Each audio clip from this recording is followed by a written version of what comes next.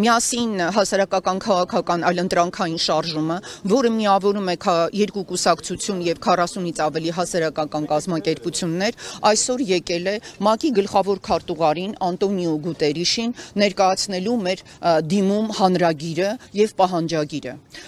Մենք կարծում ենք, որ ՄԱԿ-ի հայաստանյան գրասենյակը պետք է չափազանց արագ այս հանրագիրը ներկայացնի, որովհետեւ ինչպես արդեն հրապարակել է Լուիս Օկամպո Մորենոն, բայց աղբյուրների հիման վրա իր հետաքննությունը, այս թվականի փետրվարին ՄԱԿ-ի անձանց ապօրինի կալանավորման հարցերով հանձնաժողովը տվել է եզրակացություն, որը թվագրվում է 46/2004 համարանիշով, եւ այդ եզրակացության մեջ հավաստված է, թե Ռուբեն Վարդանյանի կալանավորումը կամայական չէ։ Եվ բաց աղբյուրների վրա, կրկնում եմ, բաց աղբյուրների վրա հիմնված հետաքննությունը ցույց է տալիս, որ հանձնախումբը ղեկավարող Հաննա Յուտկիսկան գրանցված է ուղղակի աշխատում է Սոկար ընկերության, իսկ Սոկար նավթային ընկերությունը Ադրբեջանի պետական ընկերությունն է, նրանց իրավական շահերի պաշտպան։ Այսինքն ինքը ուղղակի իրավաբան է, որը պաշտպանում է Ադրբեջանի պետական ընկերության շահերը։ Նա ունի ուղղակի առնչություններ եւ ֆինանսական հարաբերություններ Ադրբեջանի հետ։ Դրան գումարվում է այն, որ նրա ամուսինը ադրբեջանական արմատներով ուկրաինացի քաղաքական գործիչը քանիցս հրապարակային մամուլում եւ 20 թվականի 44-օրյա պատերազմի ժամանակ եւ դրանից հետո հայտնել է իր ուղղակի աջակցությունը եւ ջատագովել է Իլհամ Ալիևի կողմից սկսած այդ ռազմական ահաբեկչությունը եւ զավթողական պատերազմը։ Այսինքն ինքը բաց արտահայտվել է ադրբեջանական շահերի օգտին։ ՄԱԿ-ի կանոնակարգը պահանջում է, որպեսզի շահերի բախում ունեցող անձինք չկարողանան եւ չներգրավվեն նման հանձնաժողովներում, որովհետեւ երբ կա շահերի բախում, ակնհայտ է ուղղակի միտումը, եւ մենք այս եզրակացությունը, այդ UNWGAD հանձնախմբի համարում ենք հենց ինքն է կամայական։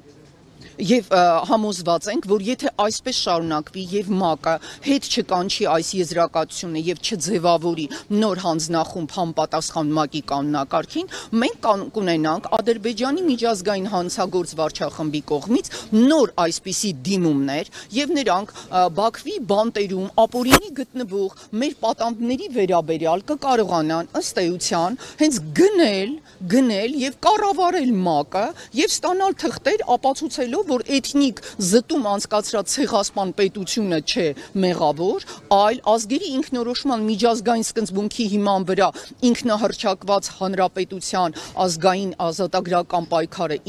իրականացնող գործիչներն են, իբրև թե ահաբեկիչներ։ Սա պատահական եզրակացություն չէ, այս եզրակացության հիմքում դրված է Ադրբեջանի միտումը միջազգային ատյանների միջոցով, եթե դրանից առաջ իրենք ուժով կարողացան այսպես փոխել ստատուս քվոն եւ զավթել Արցախը, հիմա փորձում են, իրենց թվում է, որ նաեւ մեր իշխանությունների դիրքորոշման շնորհիվ իրենք քաղաքականապես լուծել են այն հարցը, որ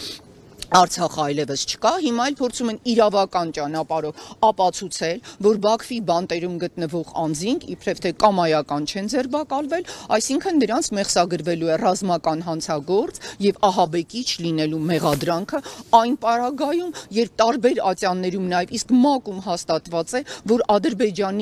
Ադրբեջանը ղեկավարող Իլհամ Ալիևի վարչախումբը էթնիկ զտում է իրականացրել, իսկ էթնիկ զտումը ուղղակի ցեղասպանական գործողություն է։ Եվ մենք պահանջում ենք Հաննա Յուտկովսկի գլխավորած հանձնախմբի այդ եզրակացությունը ճանաչել անվավեր, ելնելով զուտ ՄԱԿ-ի կանոնակարգից եւ ձևավորել նոր հանձնախումբ։ Նույն այդ նշած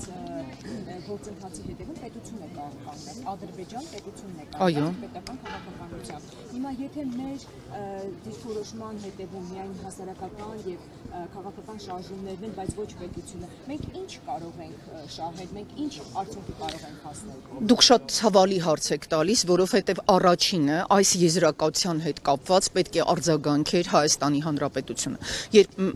Հայաստանի Հանրապետություն ասելով ես նկատի ունեմ մեր գործադիր իշխանությունը ամբողջ կառավարությունը, արտգործնախարարությունը, ՄԱԿ-ի հայաստանյան ներկայացուցիչը, արդարադատության նախարարը եւ նաեւ մարդու իրավունքների պաշտպանը, որովհետեւ Բաքվի բանտերում գտնվող բոլոր մարդիկ Հայաստանի Հանրապետության քաղաքացիներն են։ Մեր պետության առաջնային նպատակը պետք է լիներ պաշտպանել իր քաղաքացիների շահերը ակնհայտ ապօրինությունից։ Մենք ինչ ենք տեսնում Իսրայելի եւ մյուս պետությունների օրինակով, նրանք յուրաքանչյուր քաղաքացու համար դիմում են ամեն միջոցի։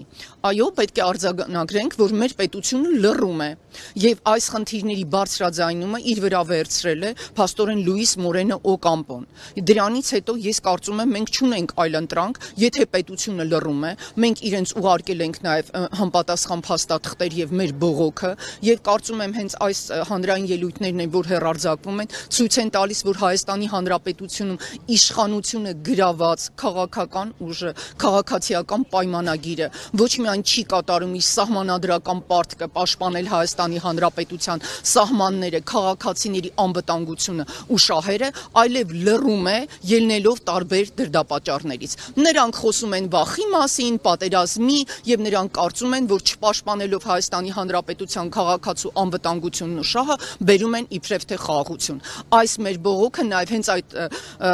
կեղծ խաղաղության դեմ բողոքի նշան է, ամոթ նաև մեր կառավարությանը, որ լռում է, որը եւ ոչինչ չի անում, բայց եթե կառավարությունը լռում է, դա չի նշանակում, որ մենք պետք է մտածենք, որ թույլատրելի է։ Արժևում ընտրություններ են կամ այլ միջոցառումներ են, եւ Հայաստանի Հանրապետության բոլոր քաղաքացիները եւ միջազգային կառույցները պետք է իմանան, որ Հայաստանում կան ուժեր եւ ամենակարևորը քաղաքացիական հասարակություն, որը պաշտպանում է իր շահերը, իր սահմանադրական իրավունքները։ Այսինքն, եթե մեկը լռում է, դա նշանակում է դու պետք է վերցնես այդ արդարության համար պայքարի դրոշը եւ գնաս առաջ, եւ ոչ թե հաշտվես։ Իրավիճակը փոփոխելի է, այսօր այդպիսի մարդիկ են իշխանության, դա նշանակում է մենք պետք է հասնենք նրան, որ իշխանության կան մարդիկ, ովքեր պաշտպանելու են Հայաստանի Հանրապետության անվտանգությունը, որը ամենից առաջ մեր քաղաքացիների անվտանգությունն է եւ կյանքի ապրելու իրավունքը։ Մենք հնարավորություն ունենք իշանը շեֆում բարձրացնելու, այսինքն Իդեմես Փաշինյանի եմ ասում, եւ մինչեւ հիմա իրենք զուգահեռներ համեմատություններ կարող ենք տանել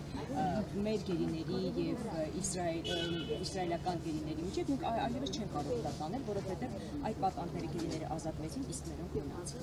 Գիտեք, մենք պետք է շարունակենք տանել այդ զուգահեռները։ Ես վերստին կրկնում եմ, Նիկոլ Փաշինյանը մեկնեց ըստ էության ՄԱԿ, գնաց ԵԽԽՎ, իսկ դրանից առաջ այնտեղ գնացող բոլոր պաշտոնական, այսպես պատվիրակությունները խոսում էին այն մասին, որ Արցախի ժողովուրդը իրացրել է ինքնորոշվելու իր միջազգային իրավունքը եւ որ Արցախի ինքնահռչակված հանրապետությունը բացարձակ օրինականորեն է կատարել այդ իր հանրաքվեն եւ ինքնորոշումը, իսկ այս անգամ փաստորեն Հայաստանի Հանրապետության վարչապետը գնաց վերստին այդ ատյաններում խոսելու այն մասին, որ արցախցիները պետք է ապրեն Հայաստանում, դրանով կարելի է ասել ինքը շարունակում է իր ուղեգիծը, բայց պետք է նշել, որ ինքը երբեք դա այս վերջի շրջանում չի թաքցնում։ Ինքը բազմիցս Հայաստանի տարբեր բարձր ամբիոններից, իսկ հիմա մենք տեսնում ենք արդեն